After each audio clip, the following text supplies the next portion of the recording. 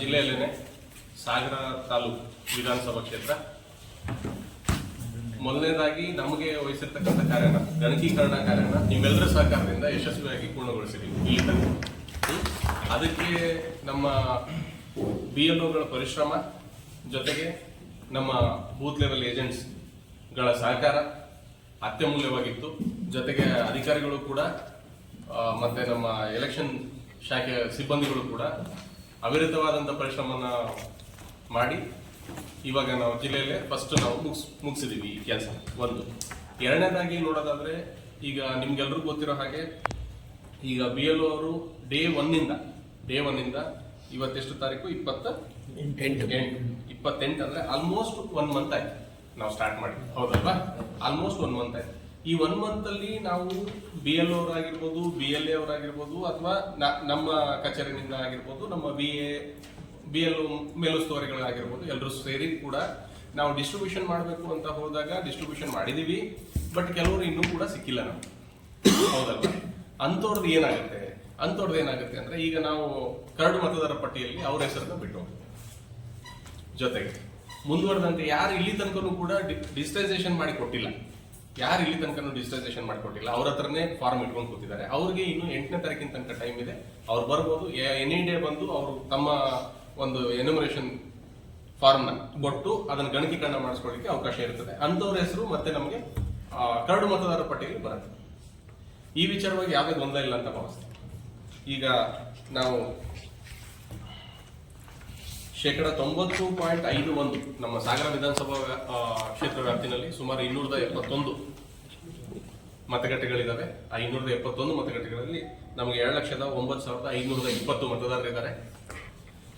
ಅದರಲ್ಲಿ ಸುಮಾರು ನಿರ್ದಿಷ್ಟವಾಗಿ ಹೇಳಬೇಕನ್ನೋದಾದ್ರೆ, ನಮ್ಮ ಈಗ ರೀಸೆಂಟ್ ರಿಪೋರ್ಟ್ ಪ್ರಕಾರ 90.51% ನಾವು ಅದನ್ನ ಗಣಕೀಕರಣ ಮಾಡಿದ್ವಿ.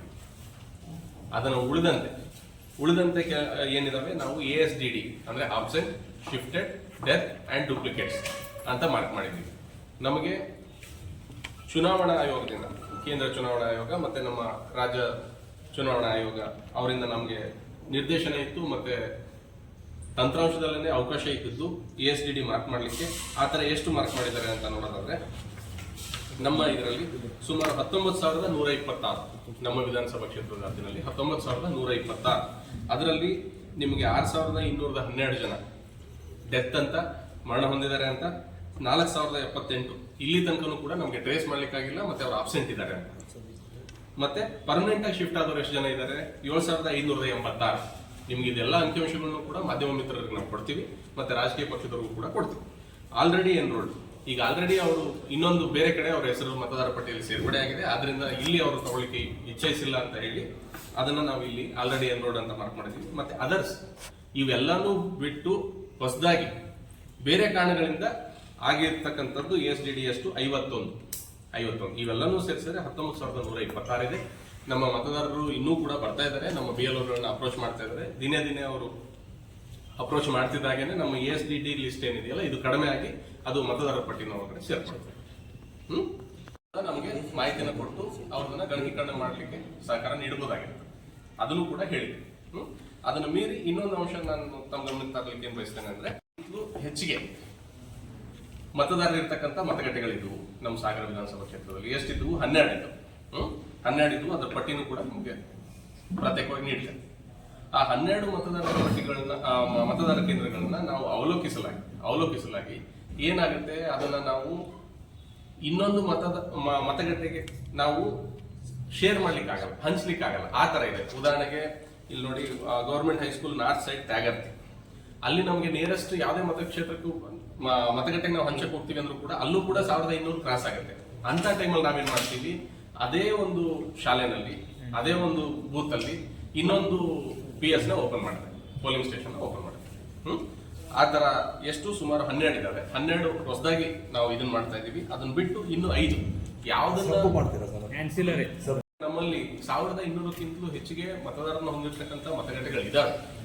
ಅದರ ಅಕ್ಕಪಕ್ಕದಲ್ಲಿ ನಮಗೆ ಹಂಚಲಿಕ್ಕೆ ಅವಕಾಶ ಇದೆ.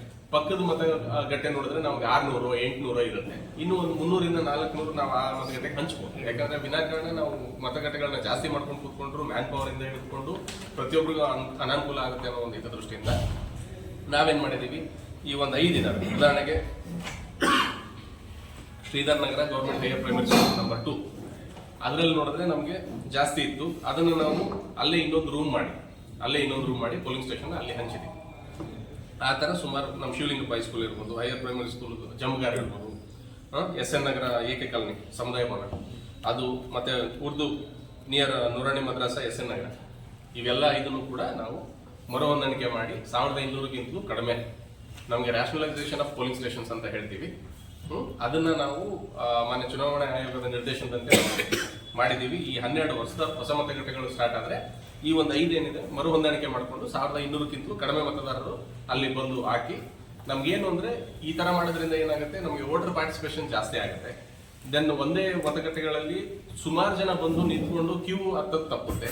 1200 ಅಂದ್ರೆ ಸರಾಗವಾಗಿ ಬಂದು ದಿನಪೂರ್ತಿ ಅವ್ರು ಏನಾದ್ರು ಬಂದದ್ದಾದ್ರೆ ಅಧಿಕಾರಿಗಳಿಗೆ ಕೆಲಸ ನಿರ್ವಹಿಸುವ ಕಾರ್ಯಕ್ಷಮತೆಯಿಂದ ಹಿಡ್ಕೊಂಡು ಜನಗಳಿಗೂ ಕೂಡ ಅನುಕೂಲ ಆಗುತ್ತೆ ಅನ್ನೋ ಇದು ದೃಷ್ಟಿಯಿಂದ ಇದನ್ನ ಮಾಡಿದ್ದೀವಿ.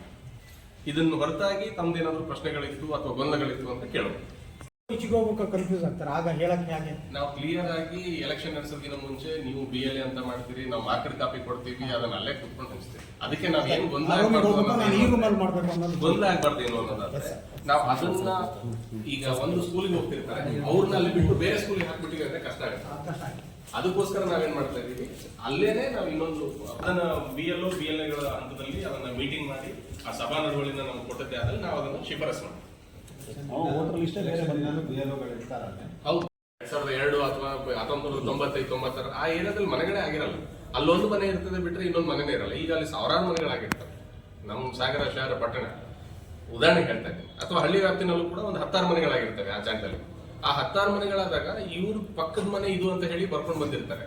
ಬಟ್ ಇವಾಗ ನೋಡಿದ್ರೆ ಅವ್ರು ಆ ಮನೆ ಖಾಲಿ ಮಾಡ್ಕೊಂಡು ಇನ್ನೊಂದು ಏರಿಯಾದಲ್ಲಿ ಶಿಫ್ಟ್ ಆಗಿರ್ತಾರೆ. ಹಿಂಗಾಗಿ ಅವರು ಇದೇ ಜಾಗ ಹೀಗೆ ಅಂತ ಹೇಳಿ ಮಾಡೋದು ಕಷ್ಟ ಇದೆ. ಅದನ್ನ ಮುಂದಿನ ದಿನಮಾನಗಳಲ್ಲಿ ಮಾನ್ಯ ಚುನಾವಣಾ ಆಯೋಗದವರು ಅದನ್ನ ತೀರ್ಮಾನ ಕೈಗೊಳಿಸ್ತೀವಿ ಅಂತ ಹೇಳಿ ನಮಗೂ ಕೂಡ BC-ನಲ್ಲಿ ಹೇಳಿರೋ ಮಾಹಿತಿ ತಮ್ಗೆ ಪ್ರಚುರಪಡಿಸ್ತಾರೆ. ಇನ್ನೊಂದು ಕಡೆ ಮ್ಯಾಪಿಂಗ್ ಮಾಡ್ಲಿಕ್ಕೆ ಅವಕಾಶ ಇರಲ್ಲ.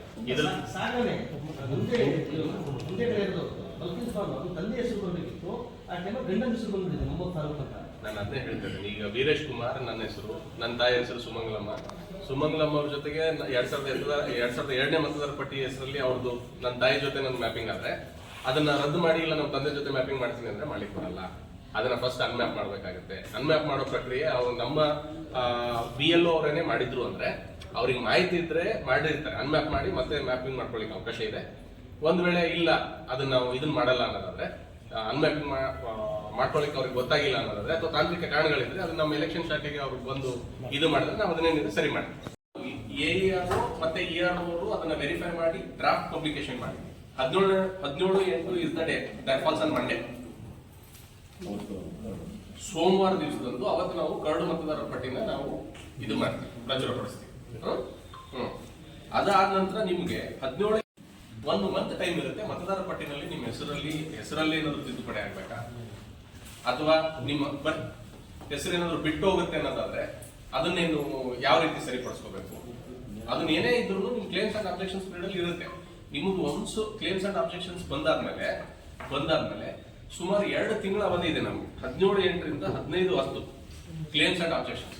ಪ್ರತಿಯೊಂದು ನಿಮ್ಮ ಇದನ್ನ ಅಹವಾಲನ್ನ ಕೇಳಿ ಅದನ್ನ ತೀರ್ಮಾನ ಕೈಗೊಳ್ತೀವಿ. ಅದನ್ನ ತೀರ್ಮಾನ ಕೈಗೊಳ್ಳೋದು ಕೂಡ ಹೇಗೆ ಇರುತ್ತೆ ಅಂದ್ರೆ ಸ್ಪೀಕಿಂಗ್ ಆರ್ಡರ್ ಮಾಡ್ತೀವಿ. ಅಂದ್ರೆ ಎದುರುಗಡೆ ಇರೋ ವ್ಯಕ್ತಿಗೆ ಅರ್ಥ ಆಗ್ಬೇಕು ನಾವು ಏನ್ ಮಾತಾಡ್ತಾ ಇದೀವಿ, ಏನ್ ಕೇಳ್ತಾ ಇದೀವಿ, ಅದೆಲ್ಲ ದಾಖಲೆ ಇದೆಯಾ, ಅಥವಾ ನಿಮ್ಮದು ಒಂದ್ ವೇಳೆ ತೆಗಿತೀವಿ ಅನ್ನೋದಾದ್ರೆ ಮತದಾರ ಪಟ್ಟಿಯಿಂದ ಯಾವ ಆಧಾರದ ಮೇಲೆ ತೆಗಿತೀವಿ. ಒಂದ್ ವೇಳೆ ನೀವು ಹೇಳಿದ್ರೆ 70 ವರ್ಷ ನಮ್ಗೆ ಯಾವ್ದೇ ರೀತಿ ದಾಖಲೆಗಳಿಲ್ಲ, ಬಟ್ ನೀವು ನಮ್ಮ ಹೆಸರನ್ನ ಇದನ್ನ ನಾವು ಜೆನ್ಯೂನ್ ವೋಟರೇ, ಇಂಡಿಯನ್ಸೇ, ನಾವು ಮುಂಚೆ 2002 ಪಟ್ಟಿನಲ್ಲೂ ಇದ್ವಿ, ಅವಾಗಿಂದೂ ನಮ್ಮ ಜೊತೆಗಿದ್ದವರು ಸಾಕಷ್ಟು ಜನ ಇದ್ದಾರೆ, ಬೇಕಾದ್ರೆ ಕೇಳಿ ನೋಡಿ ಅಂತ ಹೇಳ್ತೀವಿ. ಆ ಟೈಮಲ್ಲಿ ನಾವು ಅದನ್ನ ಮನವರಿಕೆ ಮಾಡ್ಕೊಂಡು ಮನವರಿಕೆ ಯಾವ ಆಧಾರದ ಮೇಲೆ ಮಾಡ್ತೀವಿ ಅದನ್ನು ಕೂಡ ನಾವು ರೆಕಾರ್ಡ್ ಮಾಡ್ತೀವಿ. ಒಬ್ಬರ ಹೆಸರು ಸೇರಿಸಬೇಕಂದ್ರೂ ಕೂಡ ನಮ್ಗೆ ದಾಖಲೆ ಬೇಕು, ನಮ್ಗೆ ಮನವರಿಕೆ ಆಗ್ಬೇಕು. ಆ ಮನವರಿಕೆ ಯಾವ ಆಧಾರದ ಮೇಲೆ ಮಾಡ್ಕೊಂಡಿದೀವಿ ಅನ್ನೋದನ್ನ ಹೇಳ್ಬೇಕು. ಒಬ್ಬರ ಹೆಸರು ತೆಗಿತೀವಿ ಅನ್ನೋದಕ್ಕೂ ಕೂಡ ನಾವು ಅಷ್ಟೇ ಕಟ್ಟುನಿಟ್ಟಿನಾದಂತ ಪ್ರೊಸೀಜರ್ ಇದೆ, ಅದನ್ನ ಫಾಲೋ ಮಾಡಿ ನಾವು ಮಾಡ್ಬೇಕು.